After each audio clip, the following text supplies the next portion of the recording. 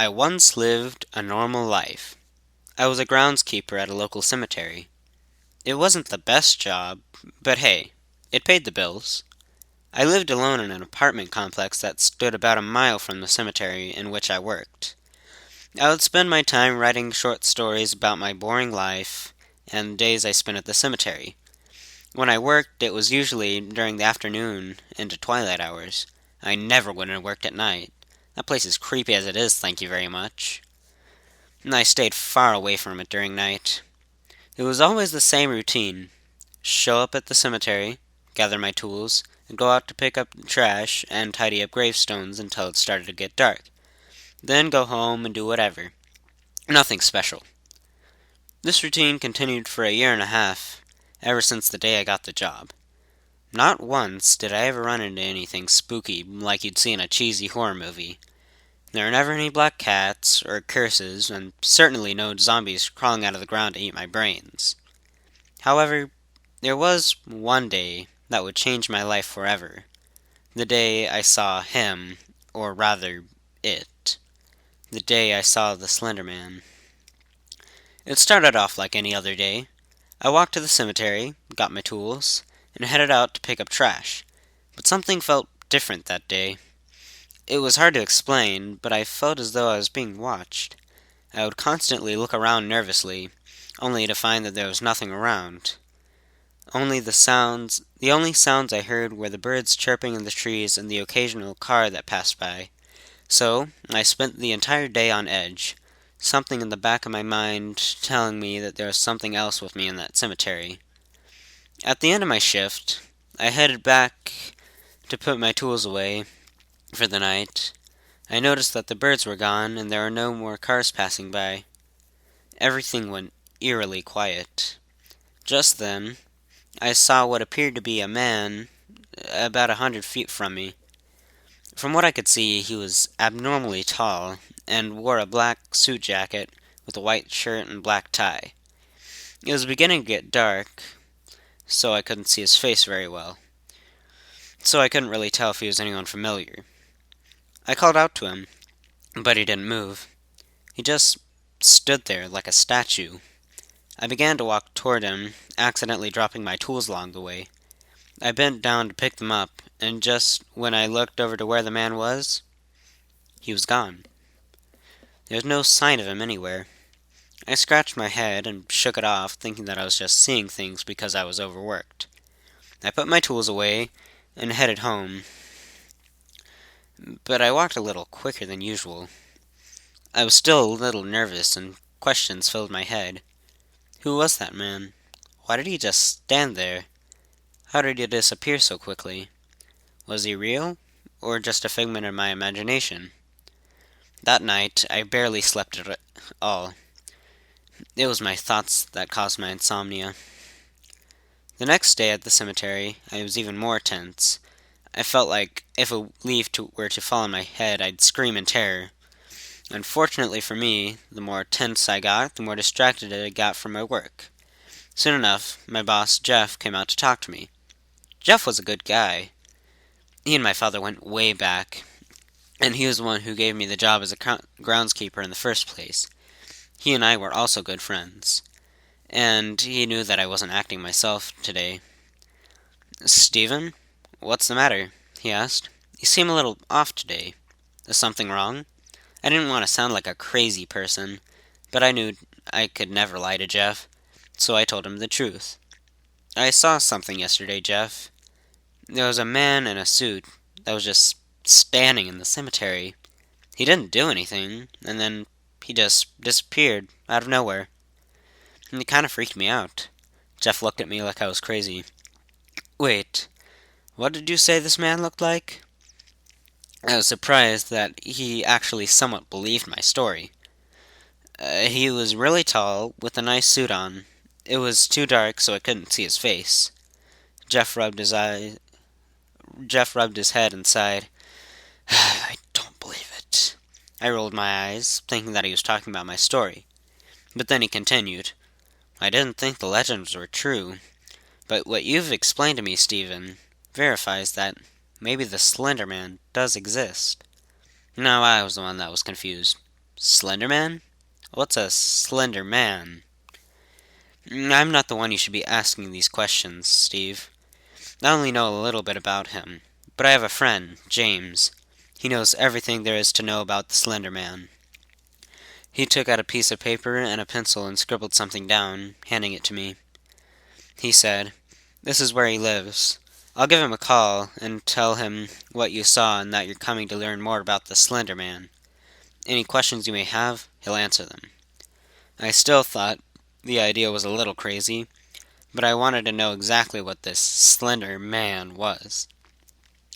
That night, I did as Jeff suggested and paid a visit to his friend James.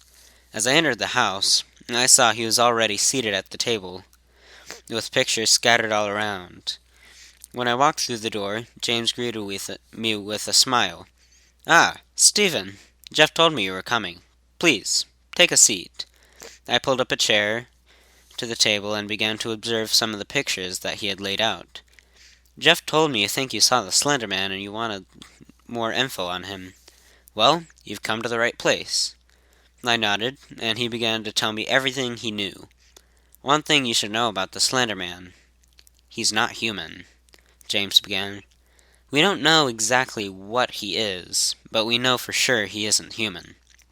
People who have seen him describe him just as you've seen him, but he is sometimes seen with black tentacles emerge from his back. He's a fearsome creature, and kills, most likely for the fun of it.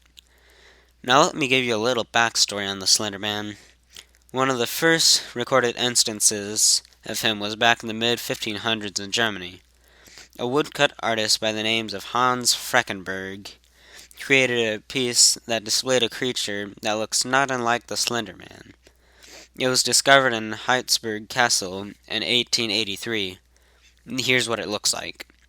He slid one of the pictures over to me, one that depicted a knight dueling with a strange, humanoid creature with multiple arms and legs. James continued, "Now Hans Freckenberg was known for his realistic depiction of the human anatomy, but as you can see in that work, the character on the right has multiple arms and an oddly shaped face. This work differs greatly from all his other works."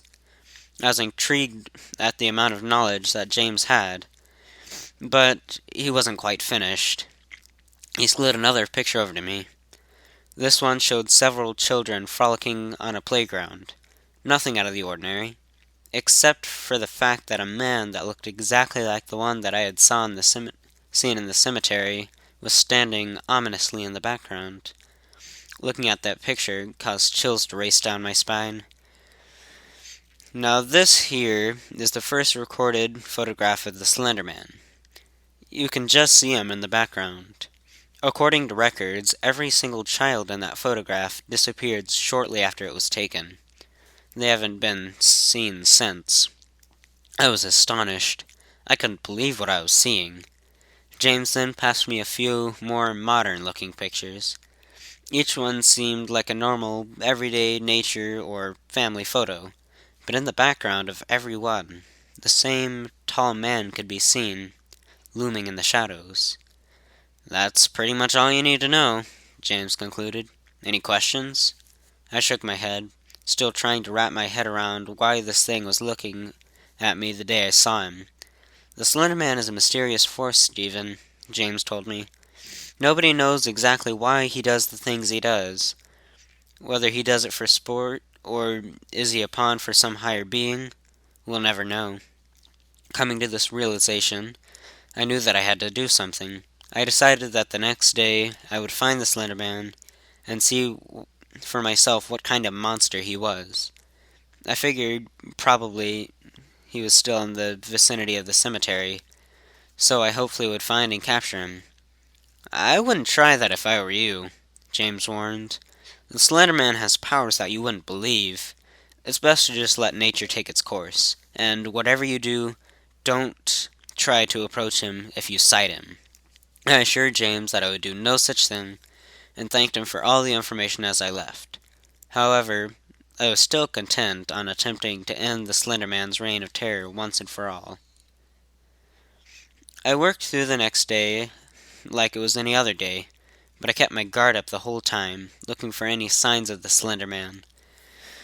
There was no sign of him the entire day, but once my shift was over, I put away my tools, except for a flashlight, and headed over to where I saw him standing just a couple of days prior. Like that fateful day, everything was eerily quiet. No birds or cars made any sound. I could sense he was nearby. I approached the area where I first saw him, and sat on one of the gravestones, waiting. I knew he would come eventually. After about 20 minutes, I began to give up hope, until I heard rustling coming from the woods that surrounded the cemetery. It was beginning to get darker, and I got a little nervous. I had never been in that area when it was dark before. It was almost pitch black now, and I only had the full moon and my flashlight for light. I gathered up some confidence and walked over to the woods, my flashlight shining through the darkness. I followed the rustling sound through the woods, and it began to get louder and louder. It grew closer and closer, and my heart began to race.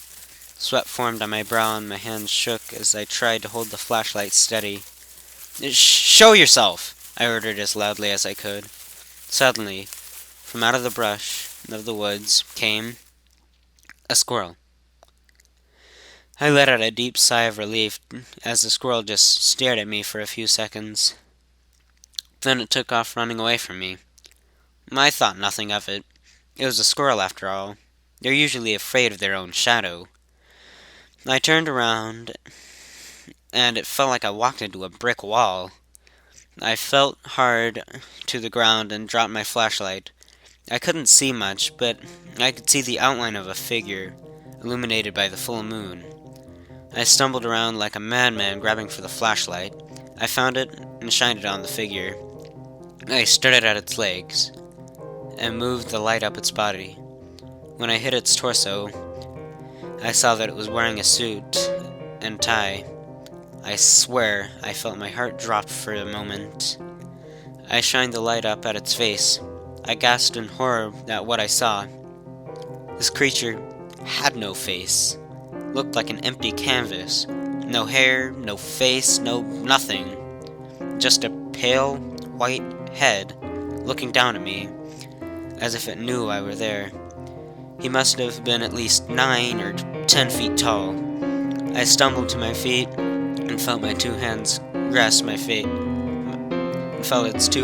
grasp my neck. I began to panic as my heart raced faster and faster, my breathing getting heavy.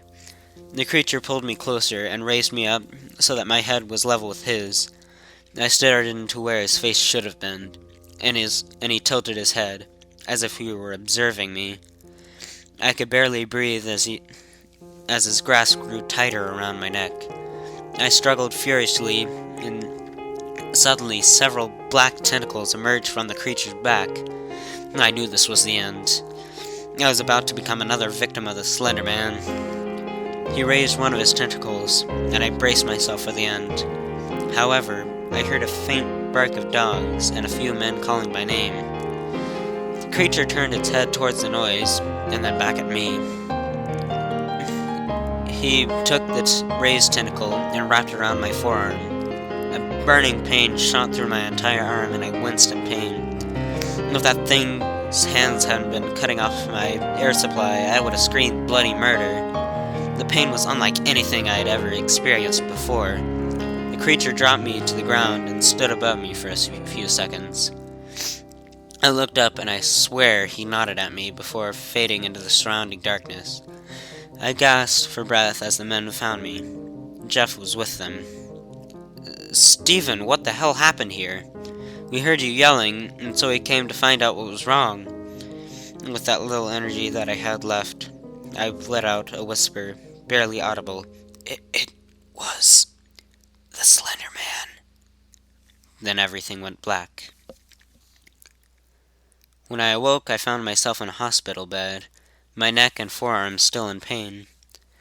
Once I had regained complete consciousness, I looked down at my forearm and saw that there was a black mark where the Slender Man had wrapped his tentacle around me. I stared at it for a few minutes, trying to contemplate why it had spared my life. and left me with just a black mark. Before I had the chance to think any more, Jeff and James came into my room, Jeff carrying my laptop. "How are you feeling, Steve?" Jeff asked me. "Still in a little bit of pain," I replied. "The doctors say I should be out in a couple of days, maybe even tomorrow." "I warned you not to approach him." James shook his head. "I figured he would be a little upset with me." "I know. I really wish I had listened to you." I apologized, and he put his hand on my shoulder in comfort. "It's all right. I know how you feel. You wanted to get an up-close and personal view of the Slenderman. I mean, who wouldn't? I'm just surprised that he let you live." I was just as surprised. Had it not been for the men calling my name, I probably wouldn't have gotten so lucky.